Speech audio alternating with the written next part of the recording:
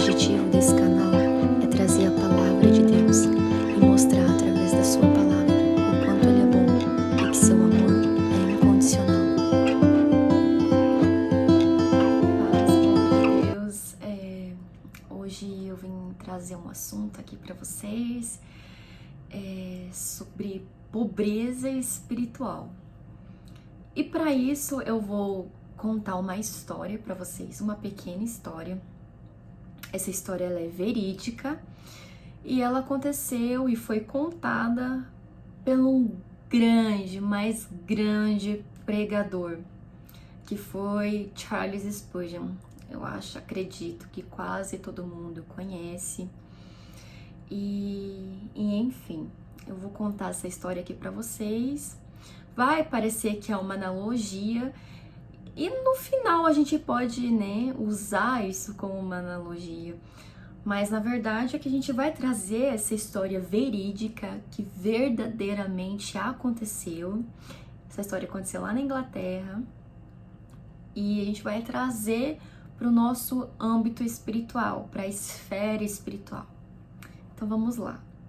A história diz assim, o que aconteceu, o que Charles Spurgeon passou para a humanidade, o que ele quis dizer com isso. Certa vez, ele foi na casa de uma senhora já avançada de idade. Essa senhora, ela estava em estado terminal e ele foi para fazer uma oração pela vida dela. E essa senhora, as suas condições de vida, financeiramente, era assim bem precário. Então ela era uma senhora assim bem pobrezinha, E ela trabalhava de cleaner em Londres, Para quem não sabe o que é cleaner, em português, é faxineira, doméstica, enfim, um emprego que é muito honrado, Deixa eu já um entre parênteses aqui para dizer. E ela trabalhou a vida dela inteira assim, de cleaner, e a sua vida, assim, em questões financeiras, era bem precário mesmo, Era uma senhorinha bem assim, que não tinha muitos recursos. E ele foi orar por essa senhora, em estado terminal. E essa senhora, ela trabalhava na casa de um homem muito rico mesmo. E ela ganhou uma carta desse seu ex-patrão. Só que ela não sabia ler.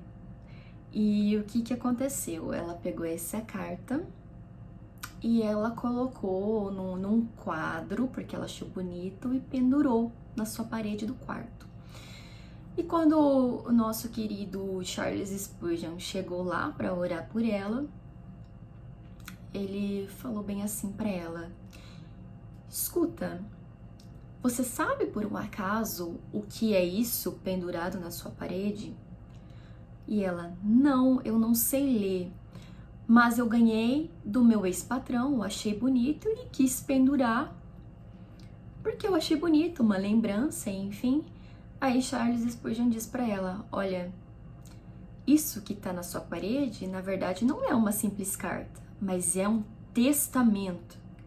É um testamento de uma herança. Você ganhou uma herança, você foi herdeira, única herdeira do seu ex-patrão, porque o ex-patrão dela não tinha familiares.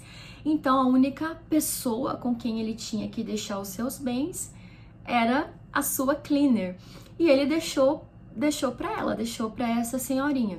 Só que ela passou a vida inteira dela sem saber que ela foi herdeira de uma grande fortuna. Então ela viveu a vida dela assim, ainda na pobreza, e ela terminou os dias dela do mesmo jeito, porque ela não soube, porque ela não sabia ler, então, e ela não procurou saber o que estava escrito naquela carta, ela simplesmente pendurou algo que, assim, já estava ali decretado que ia demonstrar, que ia, aliás, transformar a sua situação financeira assim para sempre e quiçá as suas próximas gerações. E o que eu quero dizer com essa história? Nós trazendo para a esfera espiritual. O que isso quer dizer? O que essa história, né, que ela quer nos contar?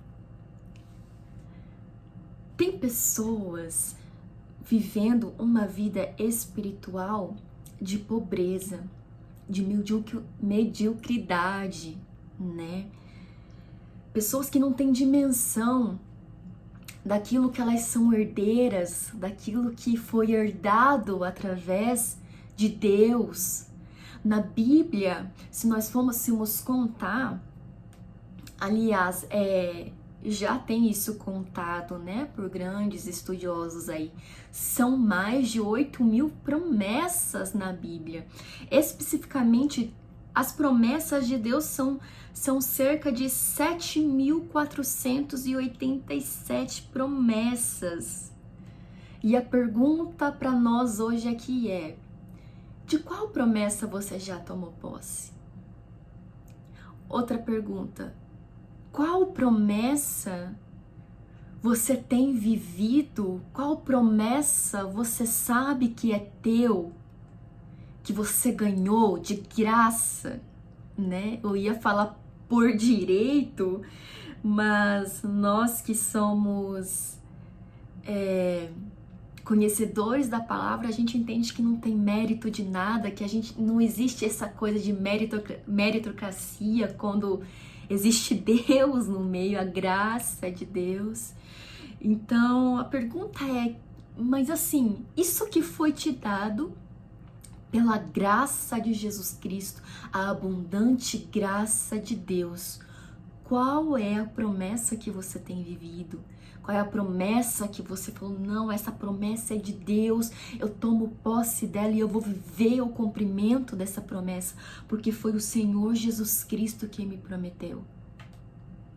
Sabe, aqui a gente não tá falando de questões financeiras, porque pode muito bem alguém ser muito próspero mesmo na sua vida, e não ser rico, não ser milionário, né? Mas ter uma vida próspera. Por exemplo, para mim, o que é ter uma vida próspera? É eu ter condições de ajudar alguém. Para mim, uma vida próspera não é uma vida isenta de problemas, de tristeza, de adversidades, de provações, de lutas, de guerra. Não.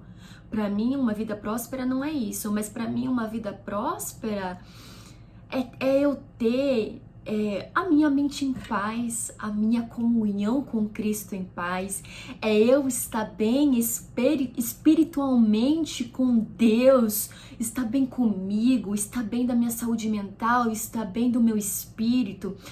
Para mim, uma vida próspera é eu experimentar aquilo que também é uma promessa que Deus falou, vos deixarei o meu espírito, né? Eu deixarei a minha paz com vocês, a paz que o mundo não dá, mas é a paz que excede todo o entendimento. Para mim, isso é uma vida próspera, na minha visão, na minha concepção, né? E uma das coisas que faz a gente tomar posse, né, de tudo isso que o Senhor já liberou sobre a nossa vida, essas promessas, é nós procurarmos saber aquilo que Deus nos deu, aquilo que Deus nos prometeu. Porque você pode ter certeza, Deus não tem uma vida medíocre para você. E mais uma vez falando aqui, não é questão de dinheiro, não é a falta da necessidade, não é a falta de problemas, mas é você estar alicerçado e tão firme, mas tão firme em Deus, que o teu exterior pode estar abalado, as condições podem estar ao contrárias, mas é você estar bem espiritualmente, é você estar forte e ter convicção das promessas que o Senhor fez. Existem promessas que é para ser vividas em vida, não só após a vida, né? Que é aquela vida eterna que Jesus nos prometeu após a morte. Mais uma promessa. Mas existem promessas que a gente só vai receber depois que nos encontrarmos com Cristo, né? Depois que essa vida aqui passar. Mas existem promessas que é pra gente viver aqui na terra também, né? O Senhor quer que a gente viva do melhor, tanto espiritualmente e na vida aqui, né, na terra, procurar comer o melhor dessa terra. Se nós obedecermos o mandamento do Senhor, mais uma promessa aqui, se nós obedecermos os mandamentos do Senhor, andar nos caminhos do Senhor e procurar fazer a sua vontade, Deus prometeu que nós comeremos o melhor dessa terra. E Deus, Ele tem o melhor para nós. E para fechar aqui esse pensamento todo daquilo que o Charles Spurgeon queria trazer para nós, né, que é uma história assim muito forte e que dá para tirar muitas lições dela. Então vamos finalizar aqui com a palavra que o apóstolo Paulo nos deixou lá em Romanos, capítulo 8, versículo 17, que diz assim: se somos filhos, então somos herdeiros, herdeiros de Deus e co-herdeiros com Cristo.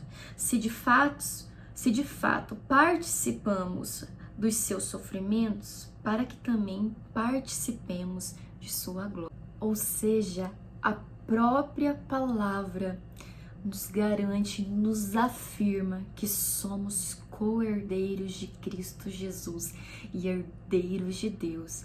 Então a palavra de hoje procura saber aquilo que Deus te prometeu, quais são as promessas do Senhor. Não ande em ignorância, sem saber aquilo que te pertence. É uma coisa que você não merecia, mas que pela graça de Jesus Cristo, você e eu e todos aqueles que receberam Cristo Jesus em seu coração receberam. Então procure saber aquilo que Cristo deixou para você como herança. Não fique aí, não passe uma vida sem saber o que Deus tem para você chegar lá no final da sua vida e descobrir o que Jesus tinha para você em vida, o que Jesus tinha assim de melhor para você. Sabe, não ser como essa senhorinha que infelizmente passou toda a sua vida na pobreza, sem saber que era herdeira de uma fortuna, assim, muito grande. Então procure saber aquilo que Deus tem para você, procure saber através da palavra as promessas do Senhor, porque uma coisa é certa, Ele tem o melhor para cada um de nós, mas isso não significa que estamos isentos de problemas, de dificuldades e de provações nessa vida. Mas uma coisa é certa, que a presença dEle nos garante e que a palavra dEle nos mantém de pé, dia após dia. E continuará nos mantendo até que Ele venha nos buscar. Que você fique com essa palavra, em nome de Jesus. Amém.